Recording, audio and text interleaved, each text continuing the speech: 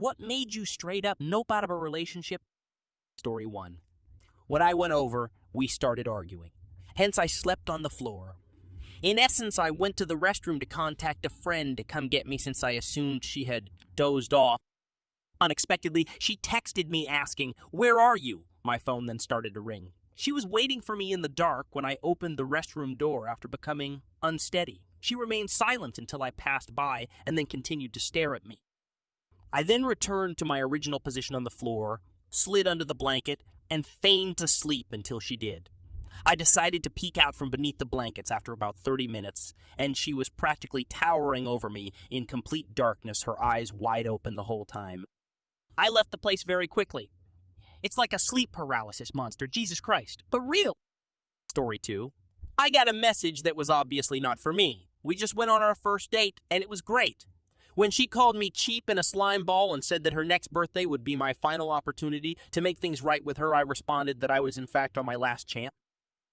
Hello, I'm X. We've only met and gone on one date. What message is that for someone else? She responded while posing as your 12-year-old sister. Later, it seems that her father messaged me to say that I'm out because this one is funny after reprimanding his younger daughter. She makes an analogy. What type of parent would divulge details of his reprimanding a man who had formerly dated his daughter? I must talk to your mom. Put her on right away, and after that, see how large you can make the cast. She has a family member encouraging her to obtain a second date and a good birthday gift. Tale 3. Married for 6 years, at first thought she just occasionally battled depression and anxiety, but things kept getting worse. She began threatening to knife me while I was sleeping, so I left. We had previously seen a number of couples, individual, and group therapists, but she would not contemplate taking medicine. I called her to arrange a meeting so we could try to get some closure, but she cut me off and said I couldn't go. She was having affairs with 2 other guys as payback. I just stopped paying attention to her phone at that time and divorced her. She's doing well, I see. Yet I'm delighted I'm not in danger of losing it. Story 4. We've been living together for at least 2 months and have been dating for 6 to 8 months. I inquired about his opinion of the tuna salad when I made it. He informed me that I returned with 2 bowls. The other half of the can was manufactured in the manner I preferred. He went into full panic mode. How can this ever work, he questioned, if we can't even agree on how to eat tuna? We don't have to agree, I said. Both of us can have precisely what we want and be content. He strenuously objected. I began to consider all of his other oppressive actions and his unwillingness to make concessions. Not because of that data, but it was unquestionably the day our relationship ended. Cheating also didn't help. Story 5. Around the time of the millionth drunken argument, it was already in trouble. But when she says something along the lines of, if your dad wanted to be alive, he would still be here, that's when it's all over. 3 years earlier, my father was killed in a car accident. That switched from being loving enough to make it work to believing she was the most violent person on earth in a matter of seconds. Story 6. My brother took a girl to a high-end sushi place and his date ordered 3 times the food. As he did, he just got a grilled salmon. She ate almost none of it. At the end, she said she ordered all of the extra so she could take some home for tomorrow. When the waiter showed up for the bill, she excused herself to go to the bathroom. The waiter asked my brother if he wanted to split the check, and at that point my brother did the right thing and stuck her with $100 worth of sushi and booze. The girl returned to see a huge check at her seat. The true hero was the waiter. He probably sensed what had happened and came to the rescue. Story 7.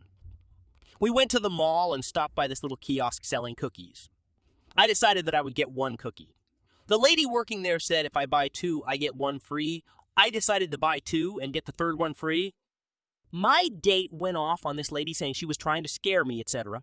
etc. He was legit yelling so loud that it was echoing through the mall. It was so embarrassing. If you're rude to people in customer service, you're not for me. Story 8. I was going through some stuff in my early 20s and was pretty desperate for any kind of affection, which is the only reason I took a couple weeks to back out of this. The second time I ever met her, she told me to delete every girl's number from my phone, sister included. She then came over to my place, saw I had a full bookshelf, ridiculed me for being a reader, and in the same breath announced that she loved Coke so much and wanted me to try it. Finally, I escaped. By then, she was already sleeping with 2 of my friends who were obviously no longer my friends. The good news is I've now been happily married for 5 years. I consider myself so incredibly lucky. She ridiculed you for reading and then tried to get you to try Coke in the same convo. This sounds like a really cheesy say. It's the book square. Here. Try the super cool nose candied stat. Hilarious. Glad you didn't cave? Story 9. He didn't have a car, so I'd help him with rides to work. He worked a third shift at Toys R Us stocking shelves.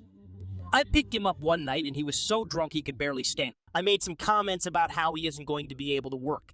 He started throwing shears at me in the parking lot. I threw his shears on the ground and left him there. I was one too many alcoholics and I wasn't wasting any more of my time. Cut to 5 years later. He is now sober and getting married this year. So good for him! Story 10. Showed up late at my place one night because she couldn't sleep at her place alone. I was fine with that until she started talking about the reason why, when she was alone, the demons in the corners and edges of the room would fill the dark spots and watch with their glowing eyes. Archer continuously to get help to go to the doctor, but she wouldn't do it. What she was seeing was real. I felt terrible leaving her for that, but I wasn't equipped to deal with someone who needed professional help and refused it. Story 11. I'm a black person. My best buddy in the whole wide world is a white person. We were roomies at one point. He brought a date over. I met her, nothing weird, but as it turned out, she had a problem with my barong. Living was a black person. Me, he immediately broke it off with her. I don't have many friends, but I like to think I got quality over quantity. It is sincerely heartwarming to see so many enjoy an anecdote of bromance triumphing over bigotry. This post just may be the leverage I need to convince my BF to join Reddit. Thank you, everyone. Story 12. We were in a relationship, but I had a developing thing with a guy once. Until one day when I wasn't around, he and some other friends of ours went to a bar, and he sneakily slipped stronger alcohol into some of the other girls' drinks there. This girl apparently was talking a lot with one of our other friends and not showing much attention to him. So he got jealous and threw this friend on the floor and started to strangle him. He was obviously thrown out of the bar after that and later tried to play it off as just a joke and just messing around. How do you jokingly try to strangle someone anyway? Anyway, I dropped this guy out of my life after I found out. I definitely wouldn't want to be stuck with someone like that. Story 13. I had a huge crush on her for a while, but never had the opportunity to talk to her. Given our weird work schedules, then a friend from work set us up. I was elated. The first date goes really, really well, and we hit it off. We start spending as much time as we can around each other, talking on the phone every night. All the special things you do when you're starting a new relationship. Then she starts coming over more often unannounced. She would stay for a couple of nights, then a week, then 2 weeks. I would come home from work, and she would be in my house sometimes drunk. The thing was, she had almost been fired for an incident involving alcohol before and was lying to them about her sobriety. She would have a few too many, then go off about her family or how I wasn't taking our 2-month relationship seriously enough. The final straw dropped on Valentine's Day this year. She gets annihilated to the point of not being able to walk on her own. After I refuse her drunk advances, she flips out. What followed was a couple of hours of her threatening to drive home drunk, sitting outside of the cold weather with freezer to death, laying in my bed and wailing my name till hoarse and alternating between manic laughter and crying. 2 days later, once she was sobered up, I told her to kick rocks. We dated for just around 3 months. Quickest turnaround ever for me in a relationship. Story 14. He wanted me to spend time only with him or my family. He checked my phone and wanted me to only have 5 chats. My mom, my dad, my sibling, and him. I could not talk, say hi, or hug my male friends, and eventually I was not allowed to have them. I wasn't allowed to meet my girlfriends either. At some point, he took my phone and unfollowed every male on my Instagram. He used to come to my place and stay there with me to avoid going out. I dreamt about traveling to Japan, but he said no because at that time I really liked one Japanese actor and he was afraid I could meet him and fall for him. Toxic if I had the balls to break up only after 2 years of a relationship. He stuck me a couple of weeks after. Now I value myself more and would never let someone do something like this. Story 15. He went to England, came home with jewelry after our second date, said he also pardoned Gateman rings, but threw those in the ocean. Well, when I said I couldn't accept the gifts, he had a big breakdown on the couch, crying hysterically. I walked out of the apartment, made sure he didn't follow me, and then I ran all the way to the bus. He had been acting a bit strange a couple of times before, too. A few months later, I found this guy had been grooming young girls online for a while and ended up being prosecuted for around 50 cases of, yeah, this happened 20 years ago in Sweden. He was sentenced to 10 years in prison for 56 cases. Story 16. Not like you're not pretty, but you would be so much more attractive. You look like insert my baby sister's name. To which I said, you mean my 15 years younger and a minor 6-foot blonde and size 2. He said in front of his friends, and everything went dead silent. His best friend punched his arm and told him he was being a duck. I got up and walked out. His sister called later to apologize for him for being in a hole and told me his entire family was pissed at him. Worst part, he genuinely didn't think he did anything wrong. The frontal lobe went on. Full shutdown.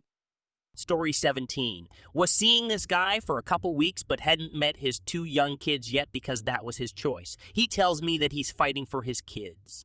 The mom took them in a breakup, but doesn't really want them, is living with his parents and doesn't have to do anything if she has 2 kids. So one night I'm over and he tells me the following. If we were to get serious, I'd move to his apartment. I'd take care of his kids and clean his apartment while he's at work, and he'd expect dinner to be ready when he gets home from work.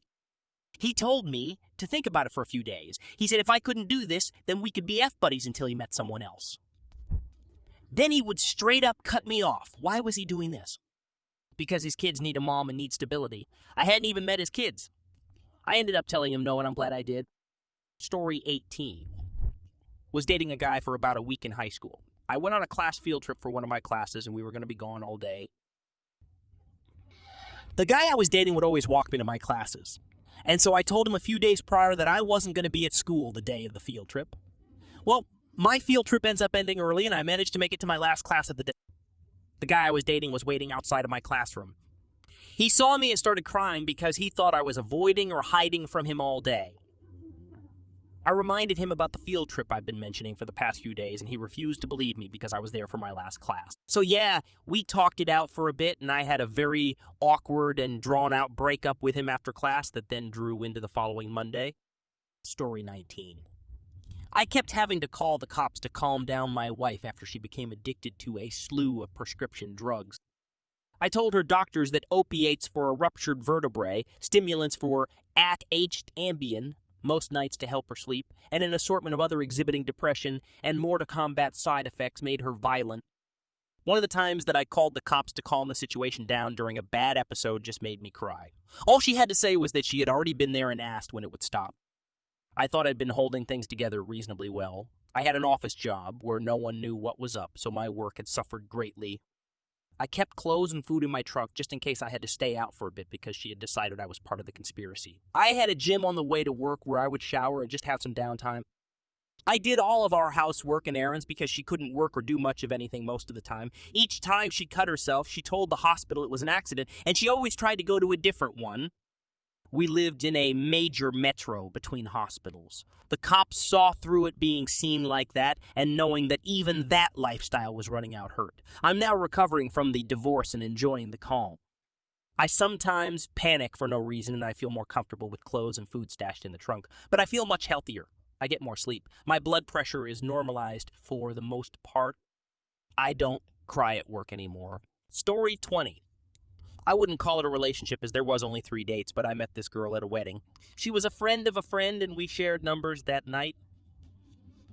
Texted for a while and had a date. The first day was probably a big red flag, but I shrugged it off. We are connected on Facebook, and she noticed she went to college with a girl. I went to high school with no big deal until I found out she had been messaging that girl and asking her all these questions about me in high school. Who did I date? What car I drove, etc. Anyways, a third date rolls around. I wasn't sure how long we would be together, so typically I wouldn't have taken her to a really nice restaurant so early in her relationship. But I was in the mood for steak, so I went her to a rather high-priced restaurant. I've never been more humiliated by someone's conduct in public in my life, and I have a 6- and 3-year-old at home now. She threw 3 martinis back because they weren't prepared properly while being quite disrespectful and unpleasant about it. She said she wanted a medium rare steak, so I became enraged when she placed her order for a medium steak. She had selected medium, I informed her, along with the waitress. Not in a subtle way, she was making remarks on the clothing of other ladies in the restaurant. Later, despite my best efforts to leave without purchasing her dessert, she asked for the dessert menu and demanded that they create her something that wasn't on it. She preferred chocolate cheesecake to the cheesecake they had. On the way out, I yelled something more at the personnel. She deliberately stopped and berated everyone so that other customers might hear her. As we boarded my vehicle, I claimed I had left my credit card on the table so I could re-enter since I felt so ashamed. I handed the waiter an additional $20 and apologized, assuring him that as soon as I arrived to her house, I would dump her. He chuckled and said, "I wish you could see it. She didn't have much of a chance to speak, actually." She rushed out after calling me a loser. Since then, I haven't seen or heard from her. Story 21. A girl I met on Tinder. We went on a coffee date and discovered that we liked some of the same music. She informs me that one of them will perform on Friday at a nearby club. I propose that we go out to supper together before Friday arrives. We had a late sushi supper and get to the club about 10 in time to see the headliner of the evening, who was scheduled to perform at midnight. Arrive at the bar, place your drink order, and then go to the dance floor. She slams the drink and announces that she will have another. After giving me a peck on the cheek and returning a little while later with a fresh drink, she leaves the dance floor. I don't tend to be very possessive, so I assume she won't appreciate my wannabe in the rear so I can enjoy the full visual and audio experience. Oh well, 20 minutes later, I saw her groping a guy. I already have my vehicle parked back there in my head, but I want to see what happens when she looks me in the eye. The man sees me staring at them as they begin to make out. I had wandered off to fetch another drink when he approached me and inquired about my situation. Once I described the circumstances, he adds something along the lines of, "Sucks, dude." She's presently with me. Off. Acted on his recommendation. Called a buddy. Went over and played Cat 10 till about 2. My phone starts to ring. She calls me at 2:30 a.m. and inquires about my whereabouts. From a parking lot, my automobile was gone. She was on her own to locate a ride, I informed her as I drove home. "The person you're making out with may be able to drive you somewhere." She then asked, "Which one?" We had one kiss. Made out not once.